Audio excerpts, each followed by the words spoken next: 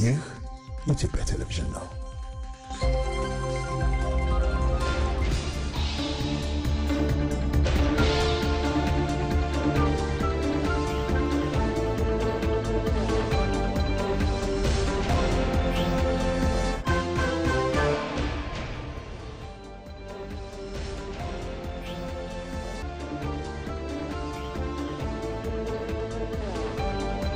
ጤና ይስጥልን ክቡራን ተመልካቾቻችን እንደምን ውላችኋል። 7 ሰዓት ሆኖ ከኢትዮጵያ ቴሌቪዥን በቀጥታ ስርጭት ወደ እናንተ የሚደርሰው የአራት ማዕዘን ዜናችን ጀምሯል። አብራችሁን እንድትቆዩ በአክብሮት እንጋብዛለን። ቀዳሚ የምናደርገው አርዕስተ ዜናዎቹ ነው።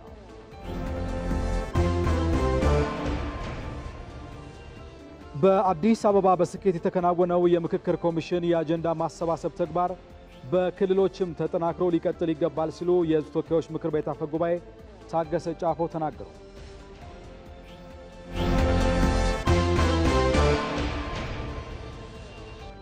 የአዲስ አበባ የኮሪደር ልማት ሥራ ኢትዮጵያውያን ከተባበሩና ከሰሩ ሀገርን ማስዋብና መቀየር እንደሚቻል ማሳያ መሆኑን ጠቅላይ ሚኒስትር አብይ አህመድ ገለጹ።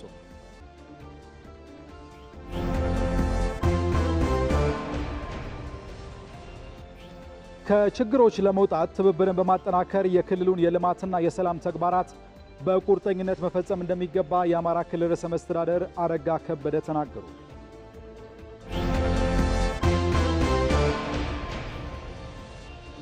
የኢትዮጵያ ብሮድካስቲንግ ኮርፖሬሽን እያከናወነ የሚገኘው የመጽሐፍት ስጦታ ለሌሎች ተቋማት ባሪያነት የሚጠቀስ ተግባር መሆኑ ተገለጸ። ኮርፖሬሽኑ ለመቀለ ከተማ አስተዳደር፣ ለሐረሪ ክልልና ድሬዳዋ አስተዳደር የተለያዩ መጽሐፍቶችን በስጦታ አበርክቷል።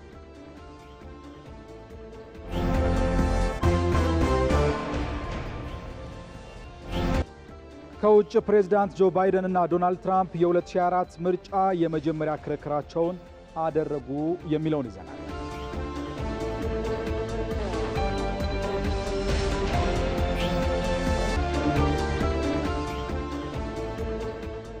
ተመልካቾቻችን ከዜናዎቹ ጋር አሸናፊ እንዳለ አብራችሁ ቆይታ አደርጋለሁ። እንዲሁም ደግሞ የሕዝብ ተወካዮች ምክር ቤት ውይይት እያደረገ ነው። በዛሬው የዜና እወጃችን በሀገራዊ ምክክር ኮሚሽን ላይ የተደረገውን ጉዳይ እንመለከታለን። ለዚህ ደግሞ ሪፖርተራችን ሰለሞን ከበዳለ። እንዲሁም ደግሞ ወደ ሐዋሳ ስንሻገር ከ600 በላይ የቡና አቅራቢዎችና ላኪዎችን ያሳተፈ ኤግዚቢሽን እየተካሄደ ነው። ይህንንም ጉዳይ እንመለከተዋለን። ለዚህ ደግሞ ከሐዋሳ ስቱዲዮአችን እንግዳሉን። እንግዳችን ዶክተር አዱኛ ደበላ ናቸው። የፌዴራል ቡናና ሻይ ባለስልጣን ዋና ዳይሬክተር ናቸው። እሳቸውንም ወደ በኋላ የምናገኛቸው ነው የሚሆነው። ክቡራን ተመልካቾቻችን አብራችሁ እንድትቆዩ በአክብሮት እንጋብዛለን። ቀዳሚ ወዳደረግነው ዜና እናልፋለን። የሕዝብ ተወካዮች ምክር ቤት የሀገራዊ ምክክር ኮሚሽን የአፈጻጸም ደረጃና ቀጣይ አቅጣጫ፣ የፌዴራል የአስተዳደር ስነ ስርዓት አዋጅ፣ የሽግግር ፖሊሲ እንዲሁም የፌዴራል መንግስት የመካከለኛ ጊዜ የኢንቨስትመንት እቅድ ላይ የውይይት መድረክ እያደረገ ነው። በውይይት መድረኩ ላይ የኢትዮጵያ ሀገራዊ ምክክር ኮሚሽን የ2016 በጀት ዓመት ዋና ዋና ተግባራትና አፈጻጸምን የምክክር ኮሚሽኑ ዋና ኮሚሽነር ፕሮፌሰር መስፍን አርአያ አቅርበዋል። ባቀረቡት ሪፖርት ኮሚሽኑ ያሳካቸውን ተግባራትና በስራ ላይ የገጠሟቸውን ችግሮች በዝርዝር አቅርበዋል። የሕዝብ ተወካዮች ምክር ቤት አፈ ጉባኤ ታገሰ ጫፎ በአዲስ አበባ በስኬት የተከናወነው የምክክር ኮሚሽን የአጀንዳ ማሰባሰብ ተግባር በክልሎችም ተጠናክሮ ሊቀጥል ይገባል ብለዋል። የሕዝብ ተወካዮች ምክር ቤት አባላት በምክክር ኮሚሽኑ አፈጻጸም ላይ ያሏቸውን ጥያቄዎችና ሀሳቦችም አቅርበው ምላሽ እየተሰጠባቸው ነው። በዚህ ጉዳይ ላይ ተጨማሪ መረጃ ሊያደርሰን ቀደም ብለን ያስተዋወቅናችሁ ሪፖርተራችን ሰለሞን ከበደ በቀጥታ መስመራችን ላይ ነው የሚገኘው። ሰለሞን እንደምን ውለሃል? እስኪ ሀገራዊ ምክክር ኮሚሽኑ እያከናወናቸው በሚገኘው ተግባራት ላይ እንደው ምን ችግሮች ገጥመውኛል አለ የሚለውን እስኪ የመጀመሪያ ጥያቄ እናድርግ።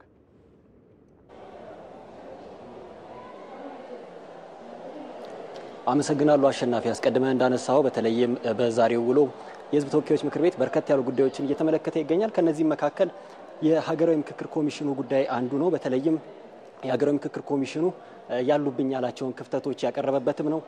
ከነዚህ ጋር በተያያዘ አንደኛው የሰላም ችግር ሆኖ ተነስቷል። ሁለተኛው ደግሞ ከዚህ ከትራንስፖርትና ማጓጓዣዎች ጋር በተያያዘ የሚገጥሙ ችግሮች ናቸው። አንደኛው የመሰረተ ልማት ነው። ሁለተኛው ደግሞ ከዚሁ ከሰላም ጋር በተያያዘ የሚነሳው ጉዳይ ነው። ሌላው የሴቶች ተሳትፎ እንደሆነ እንደዚሁ ተገልጿል። ከዚህ ጋር በተያያዘ ሴቶች በየአካባቢው በንቃት ተሳትፎ እንዲያደርጉ እንቅስቃሴ እንዲደረግ ኮሚሽኑ በተደጋጋሚ ጥሪ ሲያቀርብ ነበር። ከዚህ ጋር በተያያዘ እንግዲህ የተለያዩ እንቅስቃሴዎች የተደረጉ ነው፣ ግን እስካሁን አመርቂ ውጤት ለማምጣት አልተቻለም ተብሏል። ከዚህ ባለፈ ደግሞ በተለይም በአንዳንድ ክልሎች ትግራይና አማራ ክልል አሁንም የተሳታፊዎች ምርጫ እየተከናወነ አይደለም። በተለይም በትግራይ ክልል እንግዲህ ተገቢ የሚባል ትብብር እየተደረገልኝ አይገኝም ብሏል። ከዚህ ጋር በተያያዘም እንግዲህ በቀጣይ ሊፈቱ ይችላሉ፣ ነገር ግን አሁን ላይ እንደ ተግዳሮት ሆኖብኛል ብሏል። ሌላውና ደግሞ እንደዚሁ በዋናነት የተጠቀሰው ደግሞ በአዲስ አበባ በተደረገው የአጀንዳ ማሰባሰብ ሂደት ላይ በተለይም ተጽዕኖ ፈጣሪና እንደዚሁም ደግሞ በህብረተሰቡ ዘንድ ታዋቂ የተባሉ ግለሰቦች በውይይቱ እንዲሳተፉ ሲደረጉ ነበር። ከዚህ ጋር በተያያዘ በአዲስ አበባ ለ300 ያክል ታዋቂና ተጽዕኖ ፈጣሪ ግለሰቦች ጥሪ ቀርቦ ነበር በአጀንዳ ማሰባሰቡ ላይ እንዲሳተፉ። ነገር ግን ከነዚህ መካከል 100 ያክሎቹ ብቻ ናቸው የተሳተፉት። እዚህ ጋርም ተያይዞ እንግዲህ የሀገራዊ ምክክር ኮሚሽኑ ችግር እንደገጠመው አንስቷል። እነዚህ በቀጣይ በክልሎች በሚደረጉት ላይ እንዳይደገሙም እንደዚሁ እንደሚሰራና በተለይም ተሳታፊዎች ከአጀንዳ ልየታ ጋር በተያያዘ በአግባቡ በንቃት እንዲሳተፉም ጥሪ ያቀረበበት ነው። እነዚህ ችግሮች እንግዲህ በዋናነት የተጠቀሱ ናቸው። አሸናፊ ሰለሞን፣ እንግዲህ ቀደመን በዜናው ላይ በጥቂቱ ለማንሳት ሞክረን ነበርና የህዝብ እንደራሴዎች የተለያዩ ጥያቄዎችና ሀሳቦችን ሲያነሱ ነበር። እንደው የጋራ ያደረጓቸውን ጥያቄዎችና የተነሱ ሌሎችም ተጨማሪ ሀሳቦች ካሉ እሱን አጠር አድርገህ አድርሰን። አመሰግናለሁ አሸናፊ። እንግዲህ በተለይም ይህ የሀገራዊ ምክክር ኮሚሽን የተለያዩ ጥያቄዎች ይነሱበታል። ዛሬም በህዝብ ተወካዮች ምክር ቤት በኩል የተነሱ ጥያቄዎች አሉ። ከአካታችነትና ከውክልና ጋር በተያያዘ የተለያዩ መግለጫዎች ሲወጡ እንሰማለን። የተለያዩ አካላት በሚገባ ልክ አልተወከልንም፣ በአግባቡ ድርሻችን እየተሰጠን አይደለም በዚህ በሀገራዊ ምክክር የሚል ጥያቄዎችን ያነሳሉ። የሃይማኖት ተቋማት፣ የፖለቲካ ፓርቲዎች፣ አንዳንድ የማህበረሰብ ክፍሎችም እንዲህ አይነት ጥያቄዎችን ሲያነሱ ይደመጣልና ይህን ለመመለስ ምን እየተሰራ ነው? እንደዚሁም ደግሞ ከነዚህ ከሃይማኖት ተቋማት ከፖለቲካ ፓርቲዎች ጋር በጋራ እየተሰሩ ያሉ ስራዎች ምንድናቸው? ምክንያቱም ይህ ሀገራዊ ምክክር ኮሚሽን ሁሉም ተሳታፊ የማይሆንበት ከሆነ አጀንዳ አለኝ የሚል አካል የሚቀርበት ከሆነ ምናልባትም በሀገራዊ ምክክር ኮሚሽኑ እቺን ሀገር ያሻግራታል ብለን ተስፋ እያደረግን መልሶ ወደ ኋላ የሚጎትተን ጉዳይ ስለሆነ በዋናነት እዚህ ላይ ትኩረት ቢሰጥና አሁንም ጥያቄ የሚያነሱ አካላት አሁንም ድርሻችን ወይም ደግሞ የተሳትፎ መጠናችን ይደግልን የሚሉትንም እንደዚሁ ሀገራዊ ምክክር ኮሚሽኑ ቀርቦ እያነጋገረ ያለበት ሂደት ምን ይመስላል የሚለው በዋናነት ከህዝብ ተወካዮች ምክር ቤት አባላት የተነሳ ጥያቄ ነው። ሌላው ጥያቄ ደግሞ በተለይም እንደ ችግር የተነሳው የሴቶች ተሳታፊነት ነው የተነሳው። ምናልባትም ሀገራዊ ምክክር ኮሚሽኑ በዚህ ላይ ምን ያክል ስራ ሰርቶ ነው አሁን ላይ የሴቶች ተሳትፎ አንሷል ብሎ እንግዲህ ጥያቄ እያነሳ የሚገኘው። ምክንያቱም ሴቶች በርካታ አጀንዳዎች አሏቸው፣ ተሳታፊነታቸውም እንደዚሁ አስፈላጊ ነው ለዚህ ሀገራዊ ምክክር ኮሚሽንና እንደው ምን እየተሰራ ነው ይህንን ችግር ለማስተካከል የሚለው በዋናነት እንደው ጠቅለል አድርገን ስንመለከተው እነዚህ ሁለት ጥያቄዎች ናቸው ከህዝብ ተወካዮች ምክር ቤት አባላት የቀረቡት። ከሰዓት በኋላ በሚኖረው መርሃ ግብር ደግሞ ለእነዚህ ጥያቄዎች ምላሽና እንደዚሁም ደግሞ ግብረ መልስ እንደሚሰጥበት ይጠበቃል።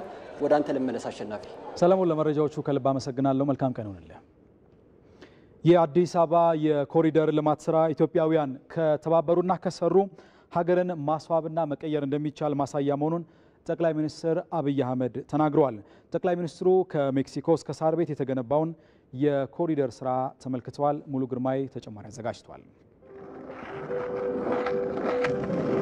በአዲስ አበባ በመገንባት ላይ የሚገኘው የኮሪደር ልማት ስራ ከ2 ሳምንት በፊት ከፒያሳ 4 ኪሎ ክፍት መደረጉ ይታወሳል። ከሜክሲኮ ሳር ቤት ያለው የኮሪደር ስራ ክፍት የተደረገ ሲሆን ጠቅላይ ሚኒስትር አብይ አህመድ በትናንትናው ዕለት ተመልክተውታል። ከሜክሲኮ ሳር ቤት የተሰራው የኮሪደር ስራ የአካባቢውን ገጽታ በመቀየር ያማረና ምቹ ስፍራን መፍጠር መቻሉን ተናግረዋል። ይህ በኢትዮጵያውያን የሚሰራው ስራ ኢትዮጵያውያን ከተባበሩና ከሰሩ ሀገርን ማስዋብና መቀየር እንደሚችሉ ማሳያ መሆኑንም ጠቅላይ ሚኒስትሩ አንስተዋል። ከተማችንን ማስዋብ፣ ከተማችንን መስራት፣ መቀየር እንፈልጋለን። እንደዚህ አይነት ከፍተኛ ጥማትና መሻት አለን። ከተማችንን የምንሰራው እኛ ነን። ሌላ የሚሰራልን ሰው የለም። ሌላው ኮሜንት ሊያደርግ ይችላል፣ ሊተች ይችላል። የኛን ሀገር ማንም አይሰራም። ይሄ ሀገራችን ነው፣ የምንወደው ሀገራችን ነው። በትጋትና በቅንነት መስራት እንዳለብን እናምናለን። ለህዝባችን ቃል በገባነው መሰረት ምንም እንኳን ሁኔታው ምቹ ባይሆንም በከፍተኛ ትጋት ያማረ ነገር መስራት ተችሏል።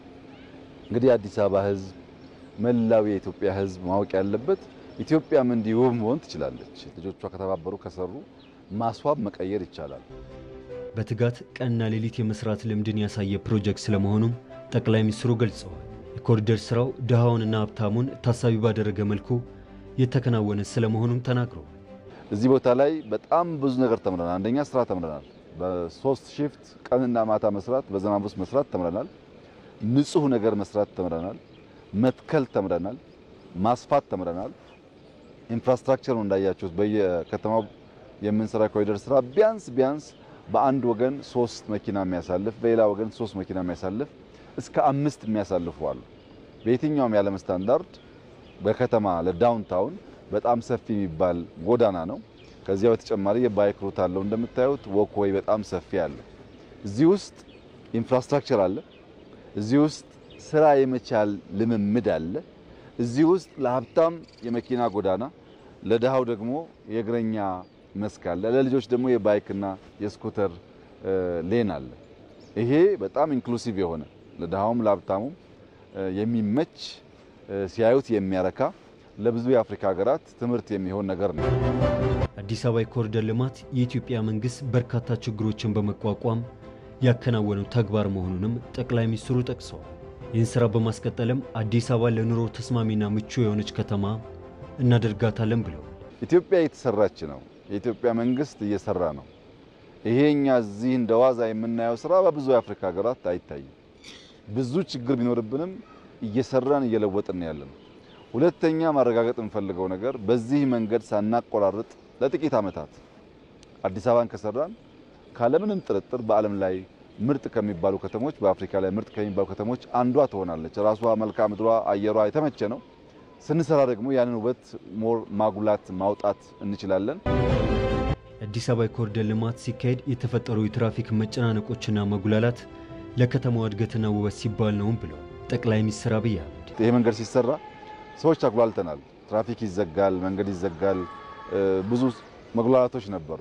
ያ ሁሉ ግን ለዚህ ውበት ነው። ያ ሁሉ ግን ለከተማችን እድገት ነው እና በዚህ ስራ ስንሰራ በነበረው ሁኔታ የተጉላሉ የደከሙ የተሰላቹ ሰዎች ካሉ በዚህ አጋጣሚ ቅርታ እንዲያደርጉልን ሀገራችንን ለማስዋብ ካለን ፍላጎት አንዳንዴ ትርፍ ሄደን ከሆነ በዚያ መንፈስ እንዲረዱን አደራ እያልኩ አዲስ አበባ ላይ ጀመርነው ነገር ገና ጅማሮ ነው። እኛ በርካታ መጠለፍ አንፈልግም፣ መትጋት እንፈልጋለን። ኮሪደር ልማት ስራው ቀን ከሌሊት በመስራት የከተማዋን ገጽታና ገጽታ የቀየረ ስለመሆኑም ይገለጻል። በአዲስ አበባ የተጀመረው የኮሪደር ልማት ቀጣይነት ያለው ስለመሆኑም ጠቅላይ ሚኒስትር አብይ አህመድ አንስተዋል። ተመልካቾች የአራት ማዕዘን ዜናችን እንደቀጠለ ነው። ካፍታ ቆይታ በኋላ ስንመለስ ደግሞ በኮምቦልቻም ስራውም ስሙም አምባሻ ስለሆነለት አንድ ግለሰብ የምንነግራችሁ ይኖራል።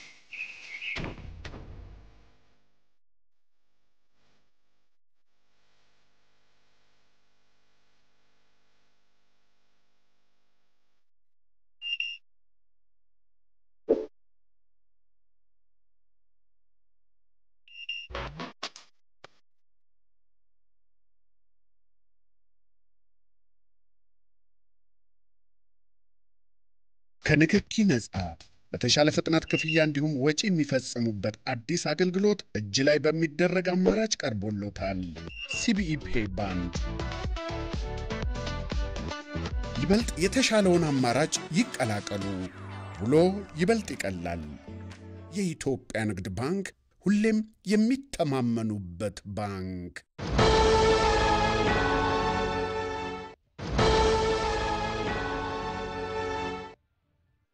የልማት ሐሳብ ጥንስስ ተባስቶ ተፈትሎ ከግቡ ሲደርስ እኛ ቀደምት የኢኮኖሚ አነቃቂ ኃይል ነበር። የጥበበኞች ብዕር ከወረቀቱ ሲያርፍ እጃውሰን ሂሩት አባቷ ማን ነው ብለን ከጥያቄዎቻቸው መልስ ጋር ያስታረቅን ችግር ፈቾች በዓለም አደባባይ ሀገራችንን የወከለ ቦንድ አትመን በራስ አቅም በተባበረ ጉልበት ውሃን ወደ መብራት ያሻገርን የዘመን ችግር ፈቺ ድልድዮች ያልታዩ ገጾችን ገልጠን ልዩ ተሰጥኦን አፍክተን አዳዲስ ሐሳብ አዳብረን አብረን ለማደግ በጋራ ምንሰራ ከኢንዱስትሪ ግንባታ እስከ ምርት አቅርቦት ሀገር የሚገነቡ ባለራዕዮች ደጀን ሲሹ አብነቶች ከግዙፍ ኢኮኖሚ በስተጀርባ ስማችንን በደማቅ ቀለማት ተመን የብዙዎችን ህይወት ለዘመናት ያቀና ባለብርቱ እጆች ከአንድ ክፍለ ዘመን በላይ የልማት አገልጋይ የኢትዮጵያ ልማት ባንክ የልማት አጋሩ በኦሮሚያ ክልል ቄለም ወለጋ ዞን የምዕራፍ 2 ሁለተኛ ዙር አረንጓዴ አሻራ መርሃ ግብር የማስጀመሪያ ስነ ስርዓት ተከናወነ። መርሃ ግብሩን የክልሉ ርዕሰ መስተዳድር ሽመልስ አብዲሳን ጨምሮ የክልልና የፌዴራል የስራ ኃላፊዎች አስጀምረውታል። እንደ ኦሮሚያ ክልል በዘንድሮ የአረንጓዴ አሻራ መርሃ ግብር 5.5 ቢሊዮን ችግኞች እንደሚተከሉ ተመላክቷል። ከዚሁ 60 በመቶ የሚሆነው ችግኝ ለምግብነት የሚውሉ የፍራፍሬ ችግኞች፣ ለቀርከሃ፣ ለእንስሳት መኖና ለልዩ ልዩ አገልግሎት የሚሆኑ ችግኞች መሆናቸው ተገልጿል። ቀሪው 40 በመቶ የሚሆነው ችግኝ ደግሞ ለደንና ውበት የሚሆኑ ችግኞች ስለመሆናቸውም ተመላክቷል።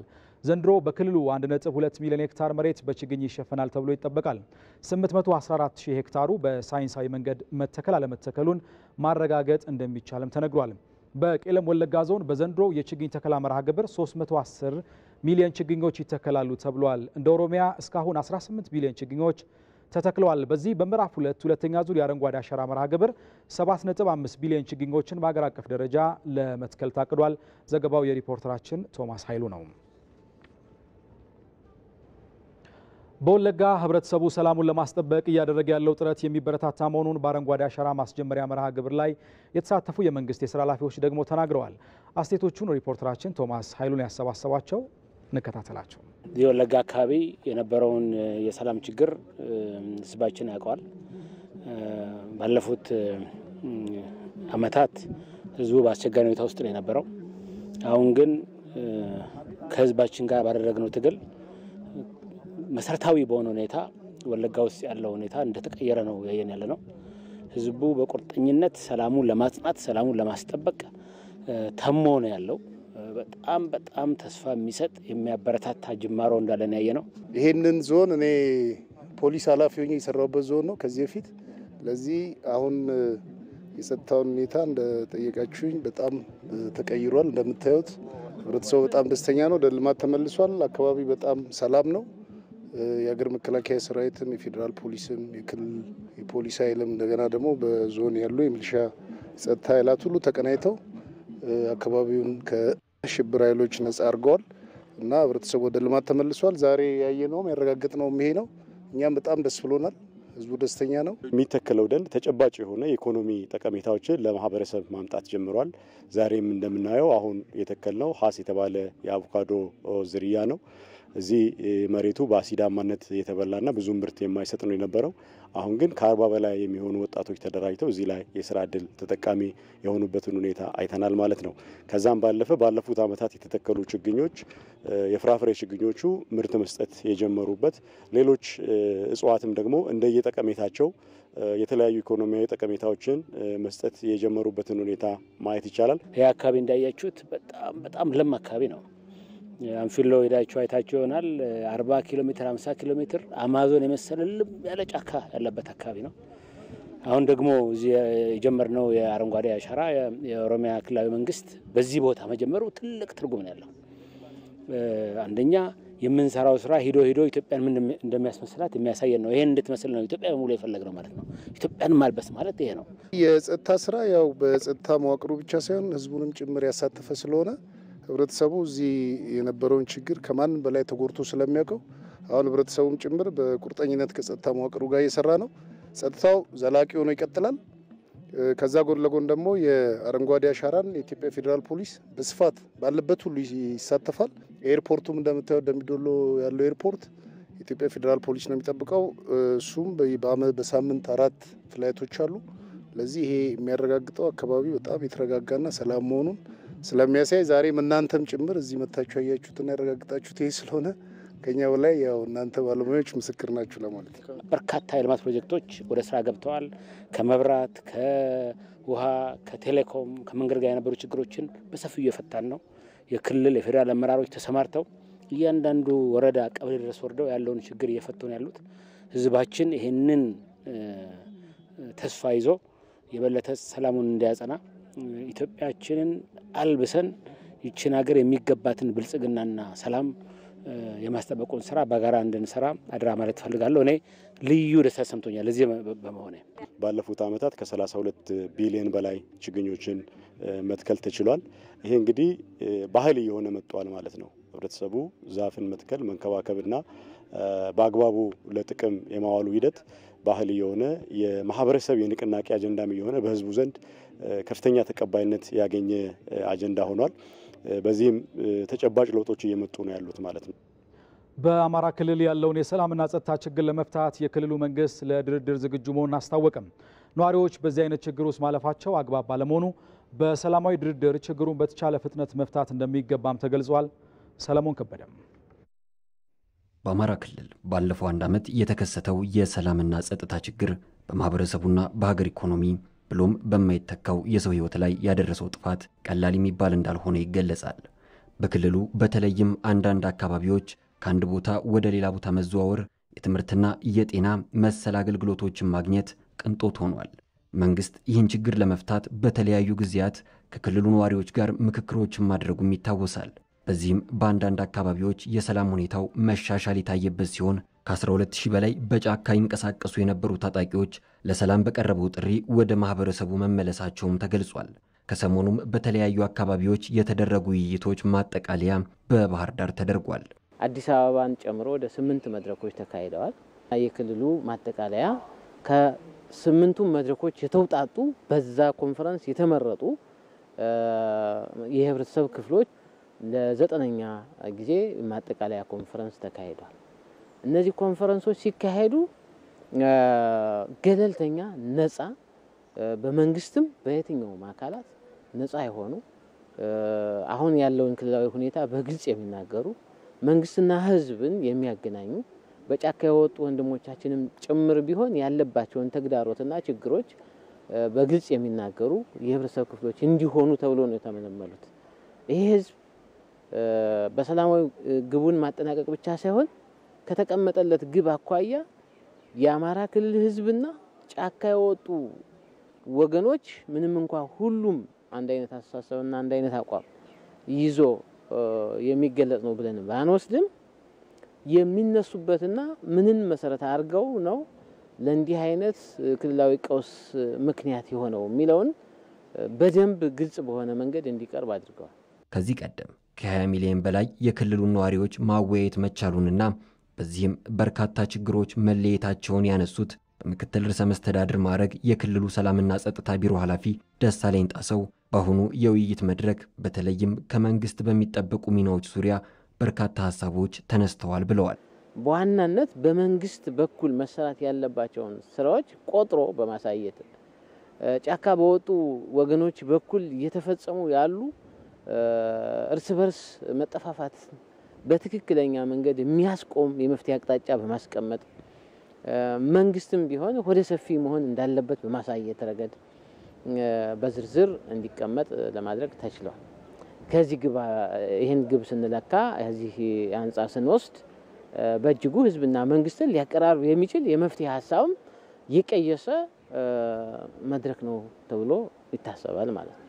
ክልሉ የገባበት የሰላምና ጸጥታ ችግር በዋነኝነት ማህበረሰቡን እየጎዳ የሚገኝ በመሆኑ መንግስትና ታጥቀው በጫካ የሚገኙ አካላት በአፋጣኝ ወደ ድርድር እንዲመጡ በመድረኩ አቋም መግለጫ ላይ ጥሪ መቅረቡ ይታወሳል። መንግስት ለሚደረገው ድርድር ዝግጁ መሆኑንም አስታውቋል። የእናቶች፣ የአባቶች፣ የአዛውንቶች፣ የሃይማኖት አባቶች፣ የወጣቶች ጥሪ ነው። ጥያቄያችን በጠረጴዛ ዙሪያ በውይይትና በመመካከር በመደራደርና በጋራ መግባባት በጥያቄዎቻችን ላይ ከክልሉ መንግስት ጋር የፌደራል መንግስት ጋር ቢሆን ጭምር አሉ የምንላቸው ጥያቄዎች አጀንዳ ሆነዋል። አንድ በእነዚህ አጀንዳዎች ጭምር የእናንተ ሐሳብ የኛም ሐሳብ እነዚህ የአማራ ክልል ጥያቄ የምንላቸው 78 ጥያቄዎች ባለቤት እኛ ነን፣ እናንተም ናቸው። የክልሉ መንግስትም የፌደራል መንግስትም በእነዚህ ሐሳቦች ላይ ቀርቦ ለመደራደር ለመወያየትና በሰላማዊ መንገድ ከደም ማፋሰስ በወጣ መንገድ ለመፍታት ዝግጁ ነው።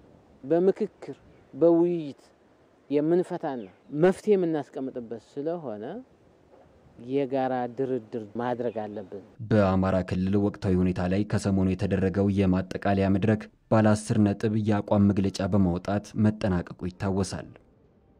ከችግሮች ለመውጣት ትብብርን በማጠናከር የክልሉን የልማትና የሰላም ተግባራት በቁርጠኝነት መፈጸም እንደሚገባ ደግሞ የአማራ ክልል ርዕሰ መስተዳድር አረጋ ከበደ ገልጸዋል። በአማራ ክልል በክረምቱ ወቅት ሊሰሩ በሚገባቸው የፖለቲካ የሰላምና ጸጥታ ጉዳዮች ላይ የሚመክር መድረክ በባህር ዳር ተካሂዷል። በውይይት መድረኩ ከክልሉ ከፍተኛ የስራ ኃላፊዎችና የዞን አመራሮች ተሳትፈዋል። የአማራ ክልል ርዕሰ መስተዳድር አረጋ ከበደ ባለፈው ሳምንት በወቅታዊ የክልሉ ሁኔታ ላይ ከተለያዩ የህብረተሰብ ክፍሎች ጋር ጥልቅ ውይይት ተደርጓል ብለዋል። በክልሉ የጸጥታ ችግሮችና መፍትሄዎቻቸው ላይ የሚመክሩ ተከታታይ መድረኮች መካሄዳቸውንም አንስተዋል። በየአካባቢው ለሰላም ጥሪው ምቹ ሁኔታን የሚፈጥሩ አደረጃጀቶች ተፈጥረዋል ሲሉም ተናግረዋል። በጸጥታ ችግሩ ምክንያት በከፍተኛ ሁኔታ የተስተጓጎለውን የትምህርት ዘርፍ ያሉበትን ችግሮች ለመቅረፍ በሚቻልበት ጉዳይ ላይም ውይይት ተደርጓል ብለዋል። ባለፈው ሰኞና ማክሰኞ ከአዲስ አበባን ጨምሮ በክልላችን ዋና ዋና ከተሞች የሰላምና የጸጥታ ሁኔታችን የተመለከቱ ጉዳዮችን መክረን በተለይም ደግሞ የገጠመን የሰላም ችግር በውይይትና በድርድር ለመፍታት ምልዓተ ህዝቡን ያሳተፈ የሰላም ውይይትና የሰላም ጥሪ ለማድረግ የሚያስችለንን ውይይት ከተለያዩ የህብረተሰብ ክፍሎች ጋር አድርገናል። መከላከያን ጨምሮ የፖለቲካ ስራና ከሰላም ጋር የተያያዙት ስራዎችም ጋር ተግባብተን ለመለያየት ሞክረናል። አደረጃጀቶችንም ፈጥረናል። ሊያመቻቹ የሚችሉ ሰዎችን በየአካባቢው ለማደራጀት ጥረት አድርገናል። የተጠናከረ የአመራር አንድነት በመፍጠር የልማትና የሰላም ተግባራትን በአግባቡ በመፈጸም ከሚስተዋሉ ችግሮች ፈጥኖ መውጣት እንደሚያስፈልግም ርዕሰ መስተዳድሩ ገልጸዋል። በዚህ ወቅት ደግሞ ቀደም ሲል በፕሪቶሪያው ስምምነት መሰረት ሁለቱ የአማራ ክልልና የትግራይ ክልል የወሰንና ከወሰን ጋር ያሉ ወሰን አካባቢ ያሉ ችግሮችን እንድንፈታ ጥረት እየተደረገ ነው ያለው እና በአጠቃላይ ስትወስዱት የቆየውም ችግር ሲደመር አዳዲስ ችግሮች እና ከዛም ያለው ነገር በጣም ተባብረን መስራት የሚጠይቅብን ወቅት እንደሆነ ከአመራሮቻችን ጋር ለመግባባት ጥረት አድርገናል። በዛሬው ዕለት ግን የምንወያየው በአጠቃላይ በክልላችን የፖለቲካ የሰላምና የልማት ጉዳዮች ጠቅለል ባለ መንገድ የምንነጋገርበት ነው የሚሆነው ማለት ነው። ለ2017 በደንብ መዘጋጀት አለብን። ዘንድሮ እንዴት እንደከረም እናንተ ስለምታውቁት እኛም ስለምናውቀው በእንዲህ አይነት ሁኔታ ደግሞ የከረመ ሰው ተደራራቢ ስራ ወይም የተከማቸ ስራ ስላለበት ያን የተከማቸ ስራችንንም አካተን እንዴት እንፈጽማለን በሚለው ላይ ውይይት እንድናደርግ ችግሮችን ለመቅረፍ ግን አንድ ሆነን መረባረብ። ከኢትዮጵያ ቴሌቪዥን በቀጥታ ስርጭት ወደ እናንተ እየደረሰ የሚገኘው የአራት ማዕዘን ዜናችን እንደቀጠለ ነው። አሁን ደግሞ ወደ ሐዋሳ ተሻግረናል። ከ600 በላይ የቡና አቅራቢዎችና ላኪዎችን ያሳተፈ ኤግዚቢሽን በሐዋሳ መካሄድ ጀምሯል። መድረኩ የቡና አቅራቢዎችና ላኪዎችን የቀጥታ ትስስርና ግብይት ለማጠናከር የሚያስችል እንደሚሆን ተገልጿል። ከዚህ ጎን ለጎንም በዘርፉ ባለው አቅምና ተግዳሮቶች ላይ በባለድርሻ አካላት ምክክር ይካሄዳል።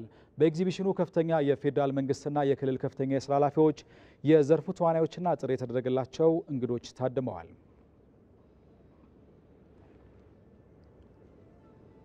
ክቡራን ተመልካቾቻችን እዚህ ጉዳይ ላይ እንቆያለን። በዚህ ጉዳይ ላይ ተጨማሪ ማብራሪያ እንዲሰጡን የፌዴራል ቡናና ሻይ ባለስልጣን ዋና ዳይሬክተር ዶክተር አዱኛ ደበላ ሐዋሳ ስቱዲዮ ነው የሚገኙት። ከእሳቸው ጋር መጠነኛ ቆይታ እናደርጋለን። ጤና ይስጥልን ዶክተር አዱኛ እንደምን ውለዋል? እስኪ እንግዲህ ኤግዚቢሽኑ ተጀምሯል። በዋነኛነት እስኪ የቡና አቅራቢና ላኪዎችን የቀጥታ ትስስርን በማጠናከር ረገድ ከኤግዚቢሽኑ ምን ይጠበቃል የሚለውን ቀዳሚ ሀሳብ እናድርግ።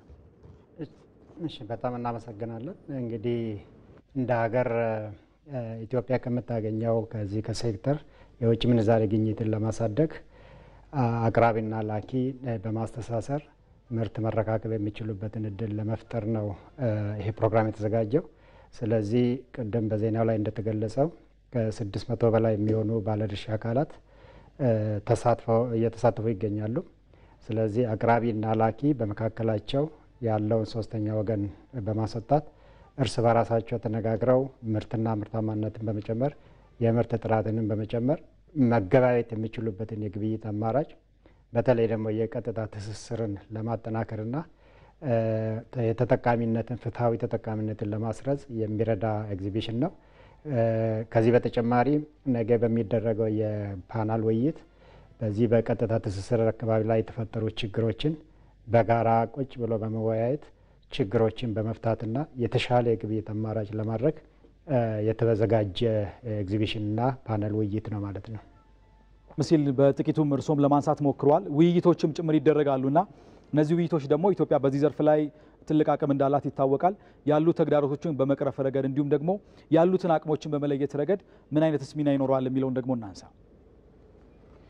እንግዲህ ከዚህ በፊት በዚህ ግብይት አማራጭ ዙሪያ ላይ ሲፈጠሩ የነበሩ ችግሮች አሉ። እነዚህን ችግሮች ነቅሰን በማውጣት አቅራቢውም ላኪውም ቁጭ ብሎ በጋራ በመወያየት የተሻለ የግብይት አማራጭ ለማድረግና በተለይ ደግሞ እንደ አቅም ያልተጠቀምንባቸው የተለያዩ ምርቶች ዛሬ በኤግዚቢሽኑ ላይ እየታዩ ያሉበት ሁኔታዎች አሉ። ከዚህ በፊት በገበያ ውስጥ ያልገቡ ነገር ግን ለየት ያለ ጣዕም ያላቸው እነዚህም ቡናዎችን ከማውጣት አንጻር ጉልህ አስተዋጽኦ ስላለው በጋራ በ2017 በተያዘው እቅድን ለማሳካት አቅራቢውና ላኪው በጋራ ቁጭ ብሎ መነጋገር ችግሮቻቸውንም አብሮ መፍታት የግድ አስፈላጊ ስለሆነ ይሄንን የግብይት አማራጭ አጠናክረን የተሻለ ምርት ወደ ውጭ ለመላክ ለመስራት ነው ይሄ ፕሮግራም የተያዘው። አሁን ላይ ኮንትራቶች እየተፈራረሙ ነው። ላኪና አቅራቢ በጋራ እየተነጋገሩ ነው። አቅራቢም ያቀረበውን ሳምፕል ላኪዎች እየወሰዱ እያዩ የመግዛት ሂደቶችንም እያሳዩበት ሁኔታ አለ። ነገ ፕሮግራሙ ሲጠናቀቅ የተሻለ የግብይት አማራጭ ሆኖ ለሚቀጥለው ዓመታት የተሻለ ምርት ወደ ውጭ መላክ የምንችልበትን እድል ለማስፋት በጣም የሚጠቅም ነው።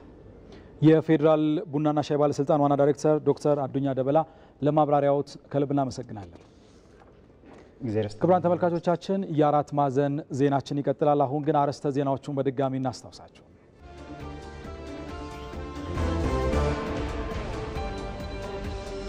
በአዲስ አበባ በስኬት የተከናወነው የምክክር ኮሚሽን የአጀንዳ ማሰባሰብ ተግባር በክልሎችም ተጠናክሮ ሊቀጥል ይገባል ሲሉ የሕዝብ ተወካዮች ምክር ቤት አፈ ጉባኤ ታገሰ ጫፎ ተናገሩ።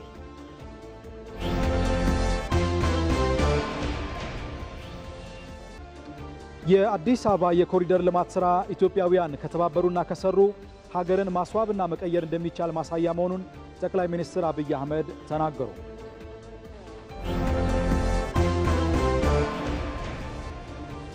ከችግሮች ለመውጣት ትብብርን በማጠናከር የክልሉን የልማትና የሰላም ተግባራት በቁርጠኝነት መፈጸም እንደሚገባ የአማራ ክልል ርዕሰ መስተዳድር አረጋ ከበደ ገለጹ።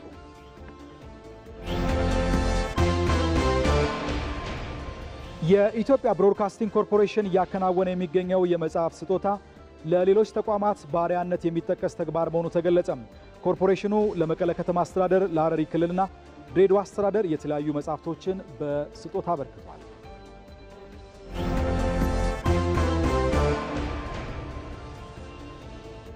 ፕሬዝዳንት ጆ ባይደን እና ዶናልድ ትራምፕ የ2024 ምርጫ የመጀመሪያ ክርክራቸውን አደረጉ።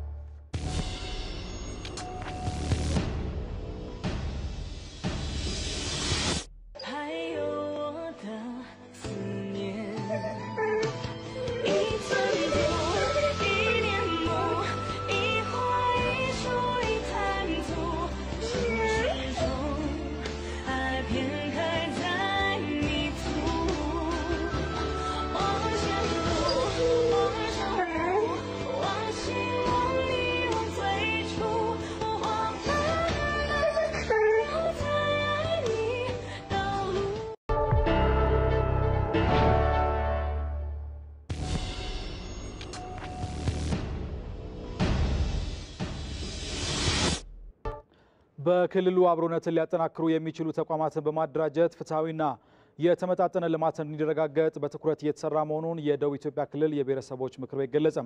ምክር ቤቱ በክልሉ የ2017 የበጀት ቀመር አስተዳደር አተገባበር እንዲሁም የበጀት ክፍፍል መረጃ አያያዝና አጠቃቀም ዙሪያ ከባለድርሻ አካላት ጋር በአርባ ምንጭ ከተማ የውይይት መድረክ አካሂዷል።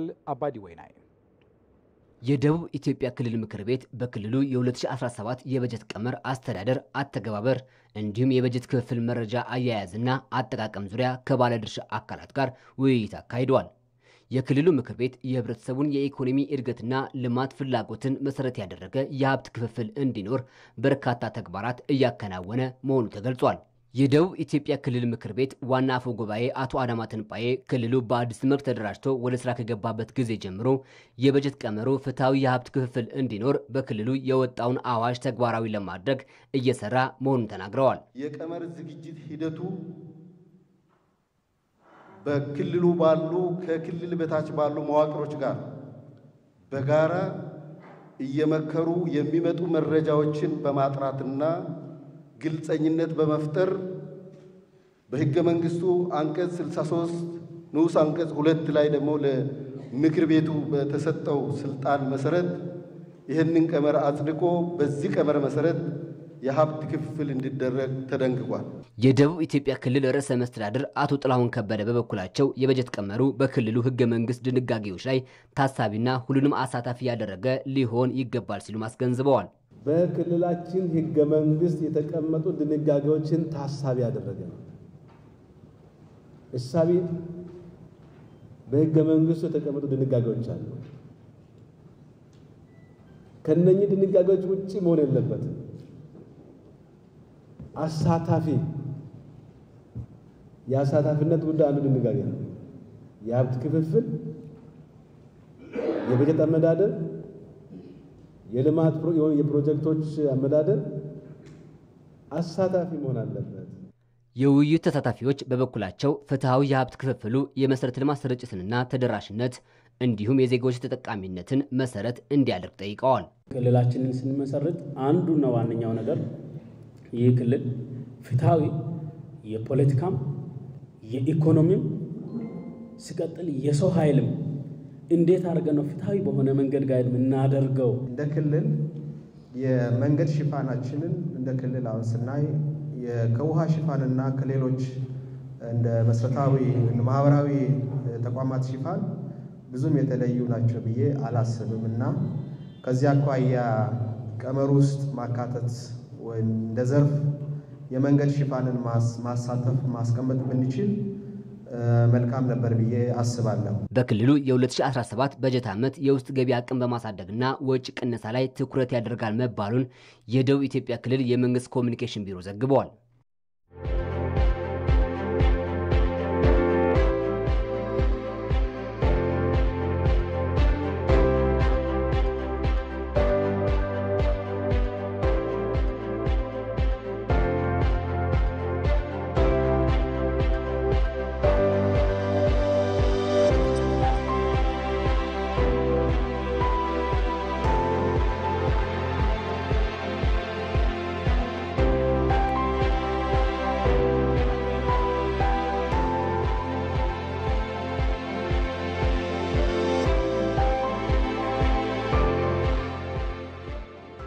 ከኢትዮጵያ ቴሌቪዥን በቀጥታ ስርጭት ወደ እናንተ እየደረሰ የሚገኘው የአራት ማዕዘን ዜናችን አሁንም እንደቀጠለ ነው። በሲዳማ ክልል የፍትህ ተደራሽነትና አገልግሎት አሰጣጥን ለማሻሻል በተጀመሩ የፍትህ ዘርፍ ማሻሻያ ስራዎች በባለፈው አንድ ዓመት የተሻለ አፈጻጸም መመዝገቡን ርዕሰ መስተዳድር ደስታ ሌዳሞ ገለጹ። በክልሉ በፍትህ ዘርፍ የ2016 የትራንስፎርሜሽን ስራዎች አፈጻጸም ላይ የሚመክር የባለድርሻ አካላት መድረክ በሐዋሳ ተካሂዷል። የፍትህ ተደራሽነት አገልግሎት አሰጣጥና የቴክኖሎጂ አጠቃቀምን ጨምሮ በፍትህ ዘርፉ በተቀመጡ ዋና ዋና ግቦች አፈጻጸምና ቀጣይ አቅጣጫዎች ዙሪያ በማተኮር ውይይቱ ተካሂዷል። በመድረኩ የተገኙት የክልሉ ርዕሰ መስተዳድር ደስታ ሌዳሞ በ2016 በጀት ዓመት የፍትህ ስርዓት ማሻሻያ ስራዎች አተገባበር የተሻለ አፈጻጸም የታየበት ስለመሆኑ ተናግረዋል። አጠቃላይ የተሰራው ስራ ብልሹ አሰራርን ከመግታትና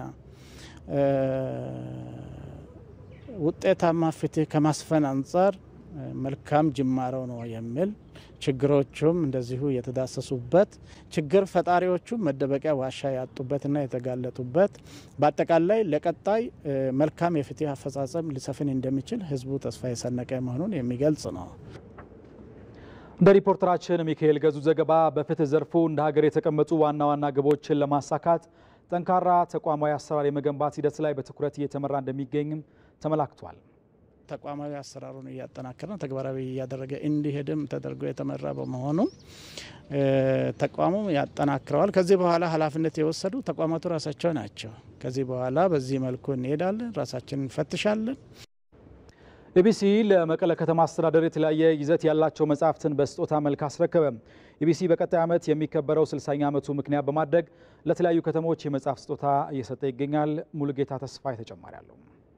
ኢትዮጵያ ብሮድካስቲንግ ኮርፖሬሽን የኢቲቪ 60ኛ ዓመት ምክንያት በማድረግ 6000 መጻሕፍት ለተለያዩ ከተሞች በስጦታ መልክ እየሰጠ ይገኛል። የዚህ እንቅስቃሴ አካል የሆነው ለመቀለ ከተማ አስተዳደር የ500 መጻሕፍት ድጋፍ አስረክበዋል። ስጦታውን ያስረከቡት የተቋሙ የአሳይመንት ዴስክ ኃላፊ አቶ ገናናው ለገሰም ስጦታው ኤፍኤም አዲስ 24ኛ ዓመቱ ሲከበር የተጀመረው የ100 ቀናት የመጻሕፍት ንቅናቄ አካል ነው ብለዋል። ለ100 ቀን የመጻሕፍት ንቅናቄ የመጻሕፍት ንባብ ንቅናቄ ስናደርግ ቆይተን ነበር በኤፍኤም አዲስ 97.1 እና የዛኛው አንድ አካል ነው ይሄ።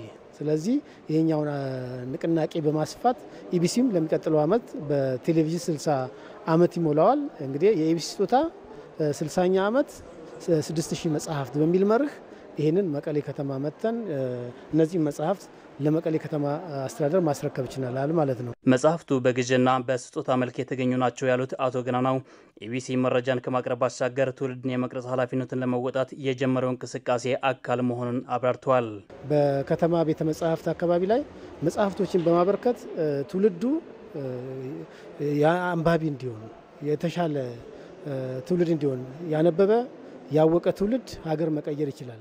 ያነበበ እውቀት ያለው ትውልድ ድህነትን መቅረፍ ይችላል። ከዚህ አንጻር የኢትዮጵያ ብሮድካስቲንግ ኮርፖሬሽን ይህን ዓላማ ለማሳካት 60ኛ የኢትዮጵያ ቴሌቪዥን 60ኛ ዓመቱን ምክንያት በማድረግ ዛሬ መቀሌ ከተማ መተን ለመቀሌ ከተማ አስተዳደር መጽሐፍ አስረክበናል ማለት ነው። መጽሐፍቱን የተረከቡት የመቀለ ከተማ ከንቲባ የማህበራዊ ዘርፍ አማካሪ የሆኑት አቶ ጌታቸው ወዳጅ በበኩላቸው የከተማው ትምህርት ቤቶች መጎዳታቸውን ተከትሎም 149 ተማሪዎች ያለ መጽሐፍት ድጋፍ ቀጥለዋል። በመሆኑም የኢቢሲ ስጦታ ችግርን በመጠኑም ቢሆን በማቃለል ረገድ አስተዋጽኦ ያደርጋል ብለዋል። እንደሚታወቀው ትምህርት ቤቶቻችን በጦርነቱ ምክንያት ሁሉም ወድመዋል። ኦልሞስት 28 ሃይ ስኩል ትምህርት ቤቶች አሉ ከተማ ውስጥ። 14ቱ የመንግስት ናቸው፣ 14ቱ የግል ትምህርት ቤቶች ናቸው።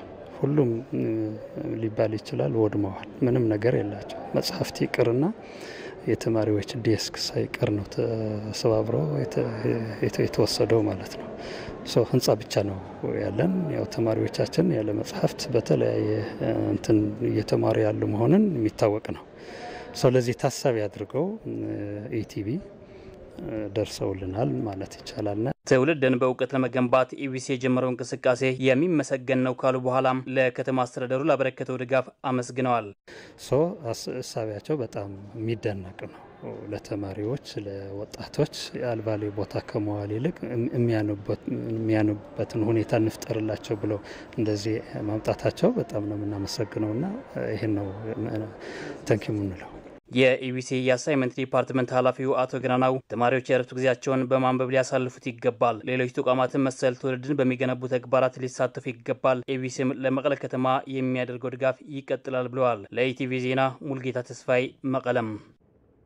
የኢትዮጵያ ብሮድካስቲንግ ኮርፖሬሽን እያከናወነ የሚገኘው የመጽሐፍት ስጦታ ለሌሎች ተቋማት ባሪያነት የሚጠቀስ ተግባር መሆኑ ተገለጸ። ኮርፖሬሽኑ በሐረሪ ክልልና ድሬዳዋ አስተዳደር ለሚገኙ የሕዝብ ቤተ መጻሕፍት የተለያዩ መጻሕፍቶችን በስጦታ አበርክቷል። ቴድሮስ ታደሰ ዝርዝር አዘጋጅቷል። የኢትዮጵያ ብሮድካስቲንግ ኮርፖሬሽን ለሐረሪ ክልልና ድሬዳዋ አስተዳደር የሕዝብ ቤተ መጻሕፍትን በስጦታ አበርክቷል። ኮርፖሬሽኑ የጠቅላይ ሚኒስትር አብይ አህመድ ኢኒሼቲቭ የሆነውን የመጻሕፍት ቤተኛ ንቅናቄን መሰረት በማድረግ እያከናወነ የሚገኘውን መጻሕፍትን በስጦታ የማበርከት ተግባር አጠናክሮ በመቀጠል በሐረሪ ክልልና በድሬዳዋ አስተዳደር ለሚገኙ ሁለት የሕዝብ ቤተ መጻሕፍት ለእያንዳንዳቸው 500 መጻሕፍትን ነው በስጦታ ያበረከተው። ስጦታው ኮርፖሬሽኑ በቀጣይ ዓመት የሚያከብረውን የቴሌቪዥን 60ኛ ዓመት የምስረታ በዓል በማስመልከት 6000 መጻሕፍትን ለክልሎችና ከተማ ከተማ አስተዳደሮች በስጦታ የማበርከት እቅድ አንዱ አካል መሆኑም ተገልጿል። ተማሪዎች መጽሐፍ እንዲያነቡ ያንን ባህል ሚዲያ ነው ፕሮሞት ማድረግ ያለበትና እንዲሁ በሚዲያ እንደዚህ አድርጉ ከምንል መጽሐፍ ለተማሪዎች አቅርበን ተማሪዎች እንዲያነቡ የተለያዩ በጎ አገልግሎት ላይ እንዲሳተፉ በቀረበው ጥሪ መሰረት ኢቢሲ ይህንን ኃላፊነት መወጣት አለበት ተብሎ 6000 መጽሐፍትን እንሰበስባለን ብለን ነው የጀመርነውና እስካሁን ባለን ሁሉም ቦታ ደርሰናል። ከዛ በላይ የመሰብሰብ አቅም እንዳለ አሁንም የተግባር እንዲቀጥል ያንን መሰረት አድርገን ዛሬ ድሬዳዋና ሐረሪ ላይ 500 መጽሐፍ አስረክበናል። የመጽሐፍት ድጋፎቹን የተረከቡት የሐረሪ ክልልና የድሬዳዋ አስተዳደር ከፍተኛ የሥራ ኃላፊዎች ኢቢሲ እያከናወነ የሚገኘው ተግባር ለሌሎች ተቋማት በአርአያነት የሚጠቀስ ነው ብለዋል። ኮርፖሬሽኑ ንባብን አስመልክቶ በተለያዩ የሚዲያ አማራጮች እያከናወናቸው ከሚገኙ ተግባራት በተጨማሪ እያደረገ የሚገኘው የመጽሐፍት ስጦታ አበረታች መሆናቸውንም ገልጸዋል። ህብረተሰቡ ትውልዱ ወደ ሙሉ እውቀት ወደ ሙሉ ሰብእና ወደሚያመጣው ለማድረግ የሚያደርገው እንቅስቃሴ እጅግ የሚያስመሰግን ነው። የዛንም ጉዞ ነው የሚያሳየን። አሁን እያደረገ ያለው እንቅስቃሴ ጥሩ የነበረና የተውነው ባህል መመለስ መቻል አለበት። አማራጭ በሌለበት ጊዜ ንባብ ባህል ነበረን። የንባብ ባህላችን እየወደቀ የመጣውን እንዲያንሰራራ እንዲቀየር ለማድረግ እያደረገ ያለውን ጥረት በደንብ አደንቃለሁ። ለዚህም ተጠናክሮ መቀጠል አለበት። ምስጋናዬንም አቀርባለሁ። የኢቢሲ ተግባር እጅግ የሚወደስ ነው። ሌሎችም ተቋማት ሊከተሉት የሚገባ ሁሉም አርአያ አድርገው ሊወስዱት የሚያስፈልግ ተግባር ነው። በተለይ ትውልዶችን በንባብ ማነጽ እንግዲህ ለሀገር እድገትም ትልቅ አስተዋጽኦ አለውና ህብረተሰባችን ነዋሪያችን ያለውን ትርፍ ጊዜ በንባብ እንዲያሳልፍ ማድረግ በተለይ ተማሪዎች ጊዜያቸውን በቤተ መጻሕፍቶችና በንባብ እንዲያሳልፉ ትልቅ ጠቀሜታ አለው። ኢቢሲ እያደረገ የሚገኘው የመጽሐፍት ስጦታ የክረምቱን ወራት በንባብ ለማሳለፍ የመጽሐፍት አማራጮቻቸውን እንደሚያሰፋላቸው የእረፍት ጊዜያቸውን በቤተ መጻሕፍት የማሳለፍ ልምድ ያላቸው ተማሪዎች ገልጸዋል። ሁሉም ሰው ሁሉንም ነገር ሊያውቅ አይችልም። ስለዚህ ሁሌ በምናነብበት ጊዜ አዳዲስ ነገር ማግኘት እንችላለን። እዛ ማንበብ ይቀጥላል ማለት ነው። የተለያዩ ወጣቶችንና ህጻናትን የማንበብ ባህላቸውን እንዲያዳብሩ የኢትዮጵያ ቴሌቪዥን የመጽሐፍት ድጋፍ በማድረጉ በጣም ጥሩ ስራ እየሰራ ነው። እናመሰግናለን። የፈለግነው ነገር ሙሉ እየጨመረልን ነው እየሄደ ያለውና ለድጋፋችሁ እናመሰግናለን። ለተማሪዎችም አሁን ክረምት እጅግ ሰፊ እድል ይኖራቸዋል። ለኛም አሁን ሰፊ እድል ነው። የፈለግነውን አማርጠን ማጥናትና ግንዛቤ መውሰድ እንችላለን። የኢቢሲ ስጦታ ለ60 ዓመታት 6000 መጽሐፍት ንቅናቄ ቀጥሎ በተለያዩ ክልሎችና ከተማ አስተዳደሮች እየተካሄደ ይገኛል። በአዳማ እየተካሄደ ባለው 14ኛው የኦሮሚያ ወጣቶች ኮንፈረንስ ላይ ከተለያዩ የክልሉ አካባቢዎች የተሳተፉ ያሉ ወጣቶች ኮንፈረንሱ የወጣቶች ጥያቄዎችን በዲሞክራሲያዊ መንገድ ለማቅረብ እድል እየፈጠረ ስለመሆኑ ገለጹ። መንግስት የወጣቶችን ችግሮች ለማድመጥ መሰል መድረኮችን ማጠናከርና የስራ እድል ፈጠራ ላይ ተጨባጭ ስራ መስራት እንዳለበትም የኮንፈረንሱ ተሳታፊ ወጣቶች አስገንዝበዋል። ብሩክ ተስፋዬ አስተያየታቸውን አዘጋጅቷል። ብዙ ጠቀሜታ ወይም ደግሞ እድሎችን የፈጠሩ ለወጣቶች መድረክ ነው።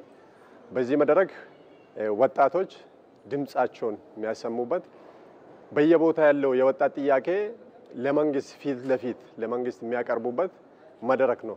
እቺ ሀገር የለውጥ ሂደት ላይ ነው ያለችው። ያለ ወጣት ተሳትፎ እቺ ሀገር ምንፈልገውና ምንመኘው ብልጽግና ላይ ልንደርስ አልችልም። አምቦ ከተማ ወጣቱ ማህበረሰቡ ለሰላሙ ቅድማ ሰጥቶ የሚሰራ የሰላም ከተማ ነች። ይሄ ለምን መጣ እንዴት ሆነ ለማለት ሰላሙን ይጠብቃል። ሰላም ወዳድ ወጣት ነው። ሰላም ወዳድ ህዝብ ነው። ስለዚህ ለማንም የሚሰጥ ለጸጥታ አካል የሚተውሳል አይደለም። 24 ሰዓት ሙሉ ሰላም ይጠብቃል። ስለዚህ ሰላሙ የወጣቱ ነው። ለጅማ በብዙውን ጊዜ በሰላም ነው የምታወቀው። ይሄን ሰላም እንዴት መጣ ከተባለ ወጣቶች ብዙ ከገጠር ጀምሮ እስከ ከተማ እስከ ወረዳ እስከ ዞን ቀንና ማታ ሰርቶ ነው።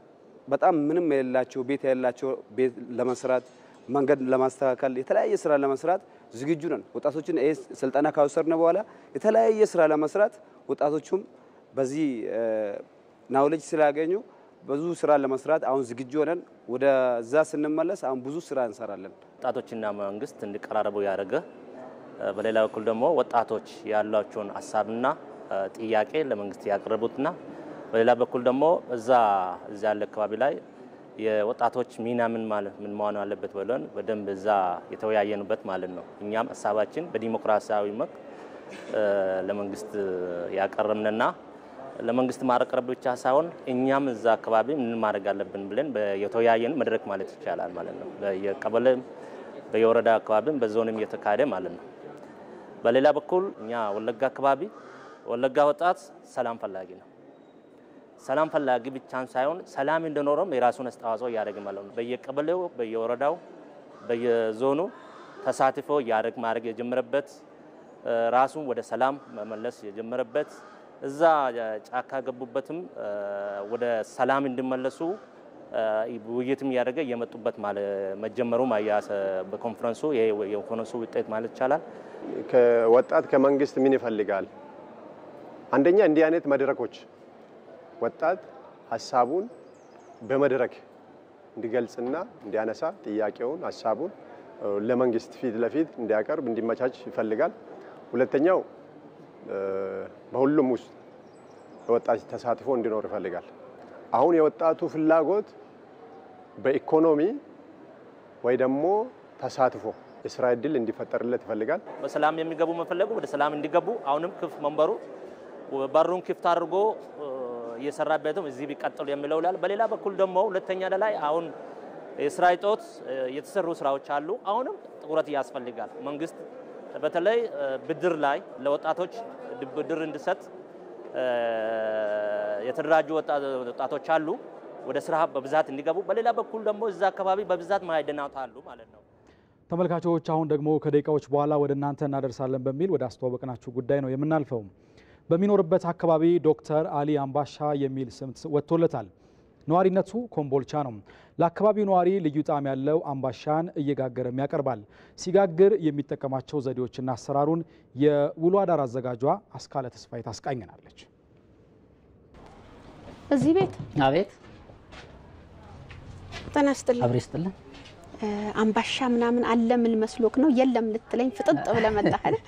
ያራ ሞልቷል። እኛ ጋር ምንም ነገር አይጠፋም። አብሽ አስካለ ተስፋዬ ይባላለሁ። እንኳን ደህና መጣሽ። ወሎ ኮምቦልቻ መጣሁኝ። ወሎ ከደረስኩ በኋላማ ዶክተር አሊን ሳላይ ወዴትም አልሄድም ብዬ እኔ የመጣሁት። ምን ያህል ፍቃደኛ ነህ? በጣም እድለኛ ነኝ ዛሬ። እውነቴን ነው ልሽ። አጋዥ ከቻለልክ አጋዥ ከቻለኝ ነኝ። እጃችንን ታጥበን ንጹህ ሆነን ነው መንገባው ብሎኛል። ንጹህ ነው፣ ንጹህ ሆነን ነው። አጋዥ ተገኝቷል። ዛሬማ ጉልበትሽን በደንብ ነው የምጠቀምበት። ይሄ ቻንስ እኮ ላይገኝ ይችላል። አንተ እውነቱን ፋሽልኝ። ቆይ እንትን ልስጥሽ። ቆይ ጀግና ረጅ እጅሽን ዘይት ታስነኪዋለሽ። እንደዚህ አድርገሽ ያው ስለታጠብሽ ንጹህ ስለሆነ እጅሽ እንደዚህ ታረጋታለሽ ማለት ወይኔ ጉዴ እንዳላበላሽብኝ። አይዞሽ እሱ በደንብ ነው የሚመታው። አትፍሪው ምቺ ነው የሚለኝ። አትፍሪ፣ አይዞሽ። አታስፊ መጀመሪያ እንዳይሰፋ ትመልሰዋለህ። ይቺኛዋ አሁን ዝም ብለን ምጣድ ላይ ብናረጋት እኩል አይመጣም ቲክነሱ። ይቺ ባህላዊ የኔ ያዘጋጅኋት ባትራ ናት። ይቺ ባትራ በክብ ተቆርጣ ተዘጋጅታ ነው። አንተ ይቺ ከዓመት በላይ ነው የሰራችው። እነዚህ የአሊ ባትራዎች አንድ ባንድ አሳያቸዋለሁ፣ ግን ራሱ ነው የሰራው። የኔን ካንተ ጋር እንዳታመዛዘን። ደግሞ ጉልበት አለክ አንተ እዚህ ጋር የመታኸውና እኔ የመታሁት ይለያያል። ዛሬ ደስታ ይወደር የለውም መቼም። ይሄን የምናረገው ለምንድን ነው? መልሶ ቅርጹን ይዞ እንዲስተካከል ነው አለኝ ማለት ነው። እንዳይዝብሽና እንዳይደርቅብሽ ትንሽ ነካ አድርገሽ እንደዚህ ትንሽ ብቻ በሰሷ እንድቻ አድርገሽ ዝም ብለሽ ይሄንን ማለት ንፋስ እንዳያደርቅብሽ። ምን ያህል ትቆያለች? የተወሰነ ደቂቃ ነው የምትቆየው።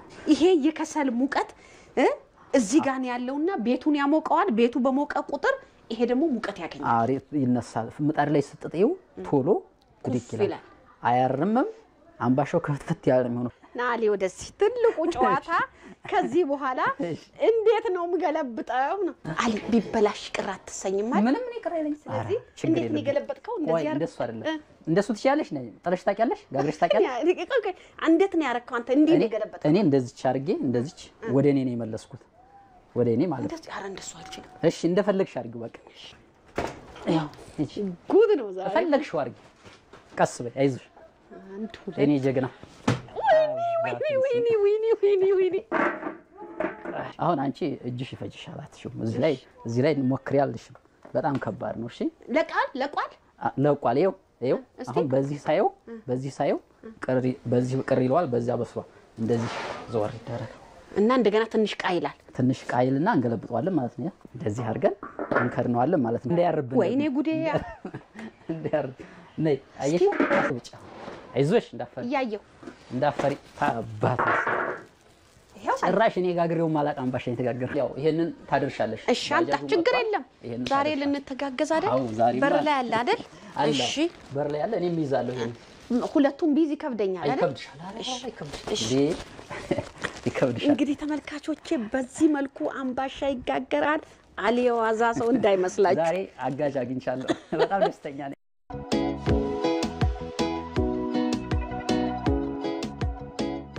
የውጭ ዜና ሩሲያና